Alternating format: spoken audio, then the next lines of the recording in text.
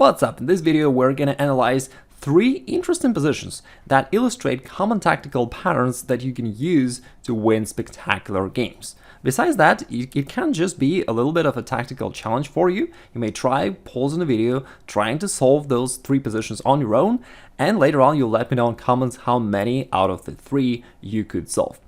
Here the first one, it is white to play and win. Just to clarify, white is moving up, so white pawns moves there, and black pawns moves down. Again, it's white to move. What do you do here? An obvious problem is that black, right on the next move, is going to play pawn b1 and promote a new queen. For example, if we just try to push the pawn forward, black can actually promote a queen. This queen also controls these files, so you cannot promote anymore. And here, black actually wins thanks to the material advantage. Therefore, that's not the solution. Looks like there is just no way to stop this pawn from going forward.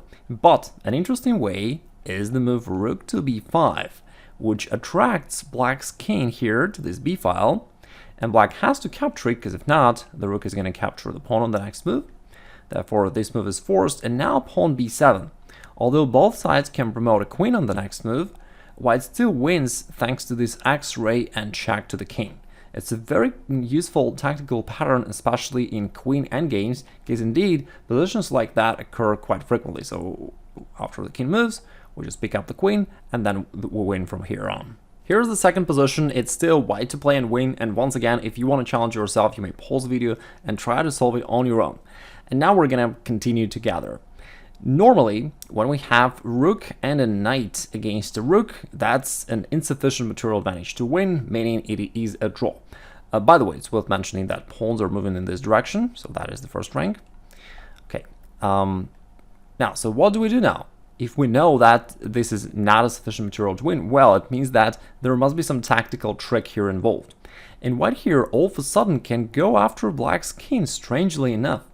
And the way to do that is a spectacular move, knight to f8.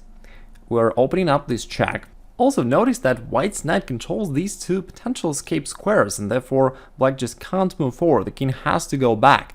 And that's a very useful pattern to notice. When you've got your rook on the 7th rank, which cuts off opponent's king, that creates a lot of checkmating opportunities for you. And here, despite of limited material, white still simply goes for the checkmate. White plays king f5, and the plan is to capture here on f6 and then play rook a8 checkmate.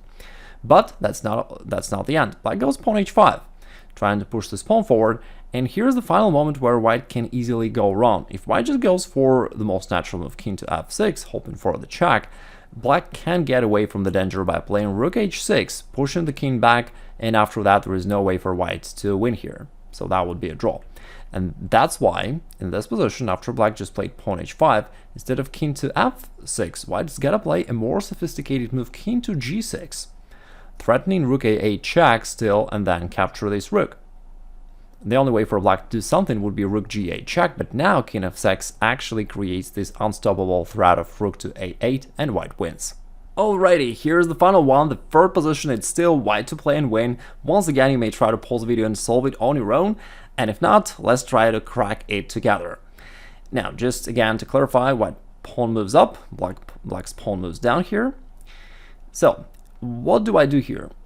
The first intent could be to push the pawn forward g7, threatening g8 queen. Looks very good for white, but of course, an obvious problem is that black can also promote, and black is actually first to promote.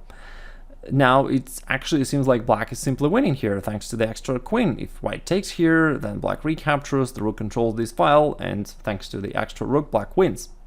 But that's actually not true, because if we take this move back, on the previous move, there is a spectacular way for white to save the game, not to win the game.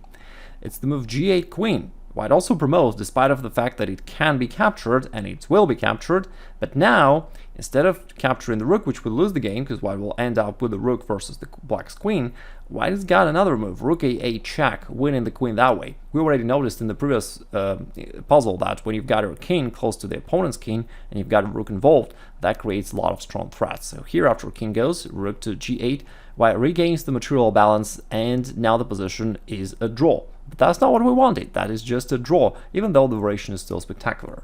The winning shot here is an unexpected move, rook to g1. that blockades these pawns so that it can't move forward, but also it attracts black's rook to this passive square on g1, and from there it can't get involved into the game, it's kind of locked, and white just goes g7 and promote on the next move, and that gives white an extra queen and a winning game. Black has nothing to do really. If black moves the rook somewhere, it doesn't really matter. We just promote, delivering check to the king, and after the king goes away, there are probably a number of ways for white to win. We could deliver more checks, or we could at least just capture this pawn, and thanks to the rook, thanks to the queen versus the rook, we're gonna win here. So that's another really spectacular win, and I wonder how many out of the 3 you could solve on your own. Please let me know in the comments below. And finally, if you're curious to know if you have the so-called chess talent, you may try solving this puzzle. Thank you very much for watching, and I'll talk to you soon.